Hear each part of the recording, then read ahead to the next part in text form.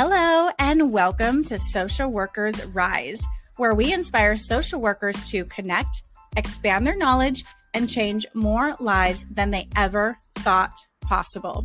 We will talk everything social work on every level from micro to macro. We are going to hear stories of social workers who are doing big things, learn new skills, and most importantly, give you actionable steps to make a difference today. Let's go.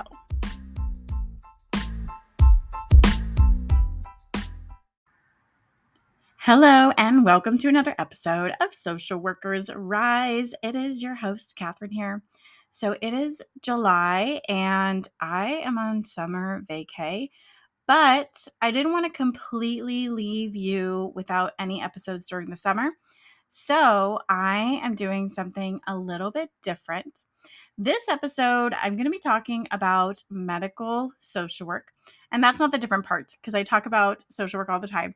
But the different part is for the next 4 episodes or so, I'm going to be sharing the most popular, most listened to episodes from back in the day, from last year or the year before, because there are still some episodes that are going strong.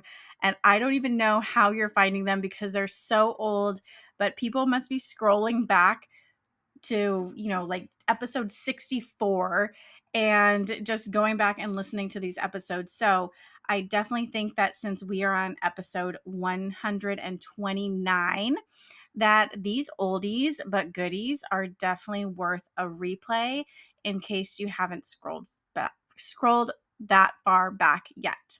So I'm really excited that you are here. If you don't know who I am, by the way, my name is Catherine, and I am the host of this podcast. I am a telehealth therapist working in California right now, but my career has mostly been within medical social work. And that is what I love. That is where I got a lot of my experience from and how I became a specialist in anxiety management, burnout prevention, and mental wellness. So I get the question a lot about how do I get into medical social work?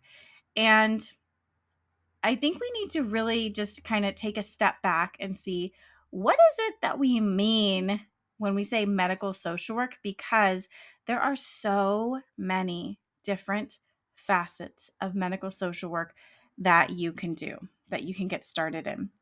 And I'm just going to give you some statistics. I personally love medical social work for 2 reasons. One, I think it's fascinating to see the intersection of the social work world, right? Our mental health world interacting with the physical health world, or the medical model, if you will. And it's that missing piece that the doctors don't know, the therapists don't know, that the nurses really aren't very keen to.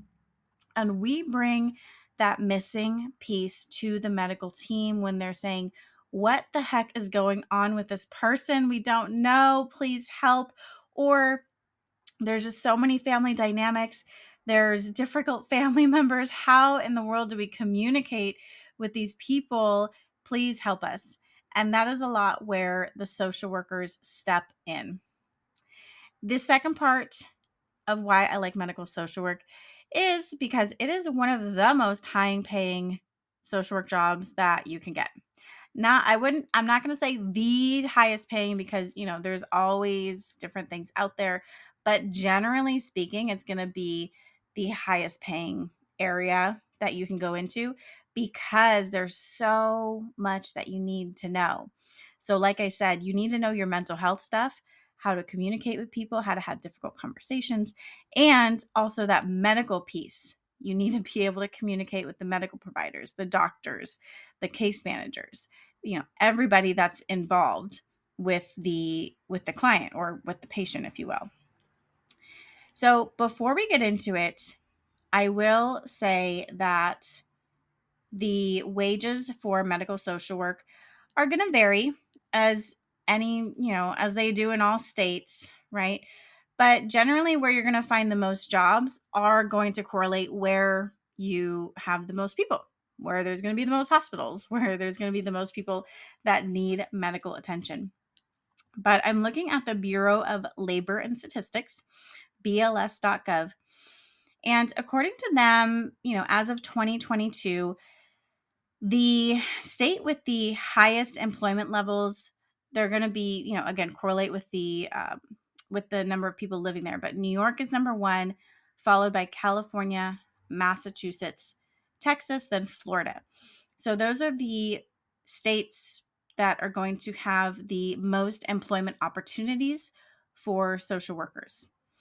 As far as the pay, hey, we always like to talk about the money around here because it matters. We are not doing this for free. And if you are, God bless you, because I can't be working for free. So I don't expect anyone else to, because, those student loans are real. Like, the government will come for you. So the states, the top paying states for healthcare workers, ironically, are a little different. I'm proud of my home state of California coming in at number one, where they have the highest hourly mean or average wage, coming in at $42 an hour. And that is an annual wage of $88,000 per year. And again, these are all averages, right? So yours maybe less, maybe more. A lot of times we can make more than this. But California is the top highest paying state for medical social work, followed by Oregon, Rhode Island, Connecticut, and Hawaii. And all of these, we have California at the top with $42 an hour. And then Hawaii, which is the fifth highest, is $34 an hour. And that equals out to a yearly wage of $88,000 per year, down to $72,000 per year. So, not too bad. Not too bad, if I do say so myself. Definitely, better than a lot of other jobs. So, what I get asked a lot is, how do I even get started? Where do I go? Because when you look at hospital jobs, which is what most people think about, they think about working in a hospital. They want an LCSW, or they want you to have however many years of experience. And I've worked in a hospital, and I totally agree that you do need to have experience. You cannot just, I'm sorry, but you cannot go in there straight from grad school, because when you're working in the hospital setting, a lot of times there's not anybody that you can go to quickly and ask for questions. You're just put on the spot. You're there. You're with the doctors. You're with the patients. You are there. You cannot step away and call somebody. And if you did, there's a lot of times there's not anybody to call, because if you're the night staff or if you're working on weekends, your supervisor is not there. And especially if you're doing per diem work, you're really going to be the ones, doing on-call stuff, working on the weekends, and you need to know your stuff. You need to know all the foundational social work skills, like documentation, a thorough psychosocial assessment, how to do crisis intervention, right? How to de-escalate. So all of these skills you need to have before you start at the hospital, because they may not have the staff or the manpower to train you on all of these things.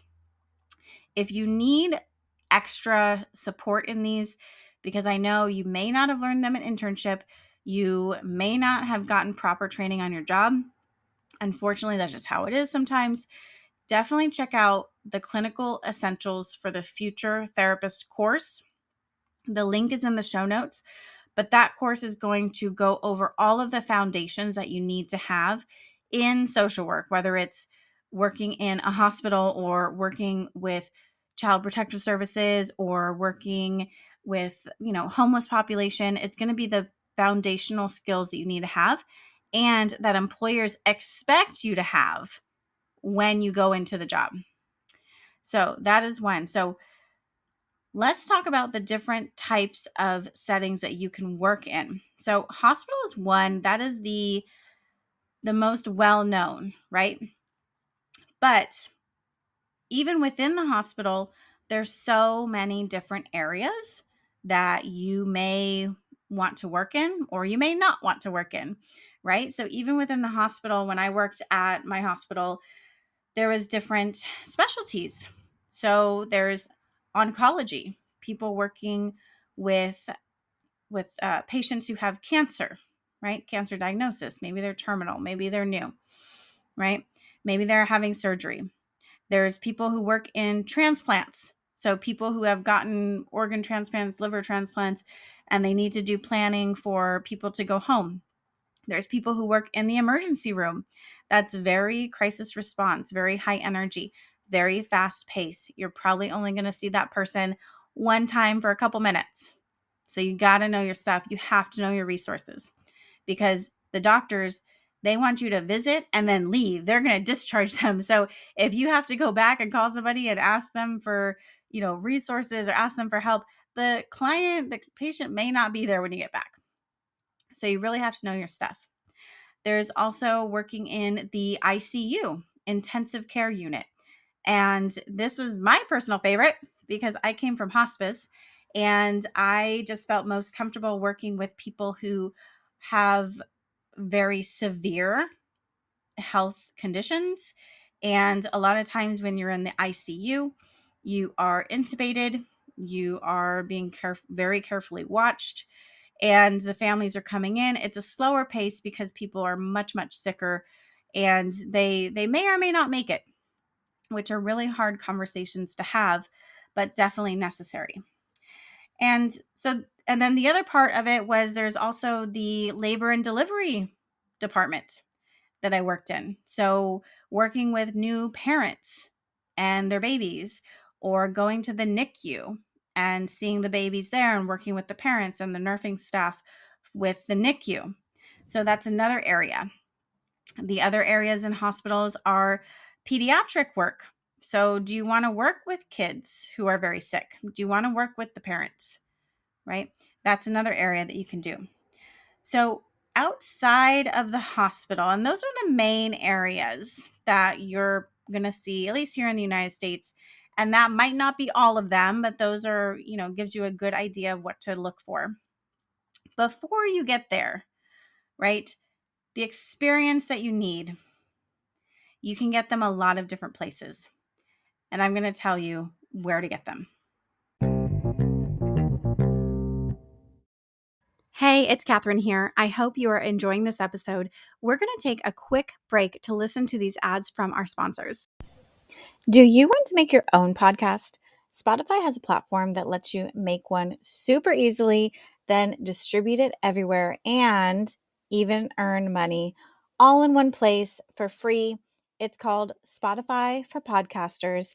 And this is the platform that I use because it makes it so simple to record and distribute your podcast all in one place using your cell phone. What you need to do is download the Spotify for Podcasters app or go to www.spotify.com/podcasters to get started. If you're planning to take the BBS Law and Ethics exam, the ASWB Master's or Clinical Licensure exam, or if you're studying for the MFT exam, then you need a proven program that can help you understand the exam questions and pass with confidence. If this is you, I highly recommend the Therapist Development Center. I personally use TDC to pass my law and ethics and clinical exams and found the program provided me with everything I needed to pass with confidence. TDC's program integrates various ways of learning in an organized fashion, containing all of the information you need to pass without the overwhelm. And now, bonus, TDC is also offering a library of continuing education courses that fulfill your license renewal requirements and will support you in your career development. If this sounds like something that you need, visit their website, therapistdevelopmentcenter.com, and use the code SWRISE10 at checkout to receive 10% off any of their CE courses, including their brand new course, On the Edge of Life, An Introduction to Suicidality. You can also check out the link in the show notes.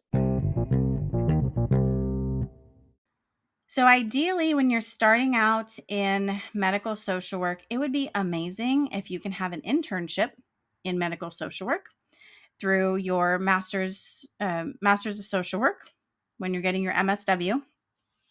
However, I know that that is not always the case for everybody, and that is okay because there are a lot of other places that you can also get medical social work experience that has less requirements than the hospitals generally do. So, and then keep in mind, this may vary by your state. So, while here in California, maybe you only need a master's, maybe in your state, they do want you to be licensed or they want you to be a, a licensed MSW, a LMSW, right? Which is very common. So, these are some ideas for you to look into and see if you can qualify for them. A lot of times, if you go to skilled nursing facilities, they might have other names: residential care facilities, long term care facilities. But a lot of times, these facilities, they have less requirements for the social workers or for the social services, and you can get in. I've seen people with a bachelor's working within social services in nursing homes. So that's one area you can start. Another area that you can look into is dialysis clinics. So people who need dialysis, they go 3 times a week, and they're not always going to be going to the hospital. And the hospitals don't want them there because they're reserved for people who are in actual emergencies. So dialysis clinics are places where people go, 3 times a week, 2 times a week, maybe once a week on a regular basis, and you get to know them, you get to see the regulars, you get to do short-term therapy with them, you get to do crisis intervention, you get to do support. So you get to work with the medical team, give them resources. So there's a lot of opportunity there at dialysis clinics as well. The other place that you may consider looking into is hospice. So there are a bajillion hospice agencies that need social workers. So it's my understanding that since hospice is a Medicare benefit, meaning it's like a national program, that hospices need to have social workers. And there needs to be some sort of psychosocial assessment done for people who are on hospice and have that psychosocial support while they're on their programs. And a lot of times you could be a MSW when you're working there. I know that that's what I did to get my hours. Is I graduated, I got hired with a hospice, and I earned my clinical hours to get my LCSW. And that was done at a hospice agency. They also do hire people who are not licensed, and maybe even if you have your bachelor's, because there's also the opportunity for bereavement support, meaning you can do grief counseling with people who have lost their loved ones. Sometimes hospice agencies have a bereavement department, and that will give you a lot of one-on-one counseling, grief work opportunities that are there. Sometimes they offer groups, so survivor groups or groups for people who are terminally ill, groups for people with Parkinson's disease, etc., things like that. Other places that you could consider looking into are places like the Alzheimer's Association, or places where they service people who exclusively have Parkinson's disease. So these very specific diseases sometimes have organizations or associations or supports that people can go to and that you can get experience there. Additionally, there are adult day health cares. So places where adults who are older and who need care during the day. For example, if it's not safe for them to be on their own, then there's these adult day health cares. That's what they call them in California, where they can go and there's services there. There's nurses, there's doctors, there's lunch provided. It's kind of an all-encompassed program for people who can't stay home alone and their families may be working. So, looking into adult day health cares may be another opportunity. Additionally, there's residential care facilities or board and care homes that are out in the communities. There's the ombudsman that oversee them. And that could be that could be like a micro and a macro social work mix where you're going to see the clients in the homes, but you're also aware of the policies and the laws that are overseeing the regulations for these homes. And the ombudsman also generally oversee the residential care facilities or the skilled nursing facilities as well. That's how it works in California. It might be a little bit different in your state. But again, something to consider and to look into. So those are going to be a lot of the main jobs that you can start with. And then once you get experienced, the other cool thing about this is they have travel medical social workers. And generally, they do want you to be licensed again, because as a travel social worker, they're just going to be throwing you in to all sorts of situations. And this is going to be in a new city, a new town, a new place. So you need to know your medical social work stuff. So once you get licensed, then you do have the opportunity to do travel social work. And this happens when hospitals can't fill the vacancies that they need for the social workers, and they have travel nurses, which is a really big thing too. But that is another cool thing, because travel social workers, oh man, they make a bank. And usually it is a short-term assignment in a different area, or it could be your area, I don't know. But they pay a lot of money. And travel social work is actually going to be one of the episodes that's coming up. Well, the replay of it is coming up in the next few weeks from you, because it is a very popular topic. If you don't want to wait and you want to listen right now, it's episode 70. The next question that I get asked a lot is, what kind of training or certificates do I need to be a medical social worker? And my response is, it really depends on what your goal is, but the number one training that I would recommend is how to have end-of-life conversations. And I talk about this in detail in the course that I made, the Pulsed Basics for Medical Social Workers. This course goes over what you're going to need to have those end-of-life conversations with patients and families in a way that's going to keep the rapport, that's going to be more productive, that's not going to be so awkward, because it's super awkward to meet a stranger and say, hey, so if you die, do you want us to try to resuscitate you or no? Right? That's not going to be the way to build rapport and to build trust with people. So it's really important that you know what you're doing. So the link is in the show notes for that, the Pulse Basics for Medical Social Workers. And that also talks about how to fill out an advance directive. And the advance directives, they vary by state, but a lot of them have basically the same thing as far as, would you want to be resuscitated? Who should we call? Who is your person that would make decisions? Things like that.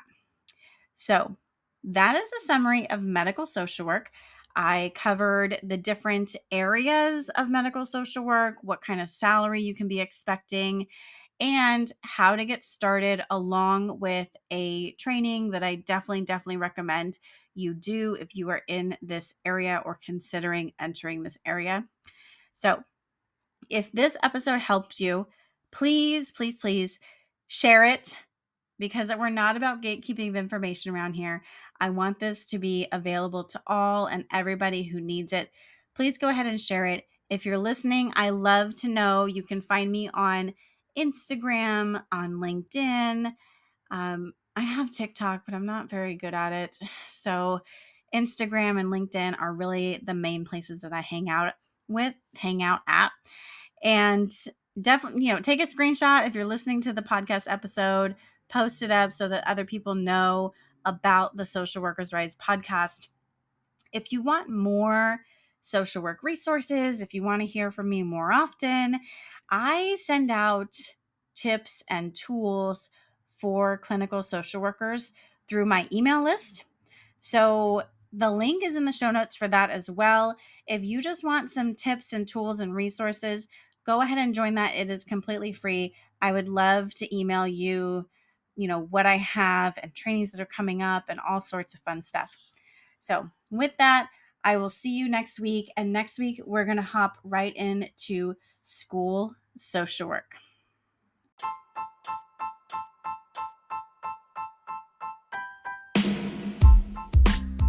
Thank you for listening to another episode of Social Workers Rise.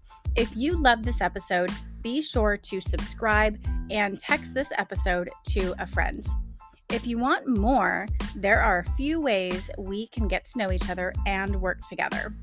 First, definitely subscribe to the Friday resource email list. The link is in the show notes. And that's where you can learn more about the courses I offer, including Clinical Essentials for the Future Therapist and the Pulse Basics for Medical Social Workers. I'll also be sending out occasional tips and resources and other happenings within the social work industry.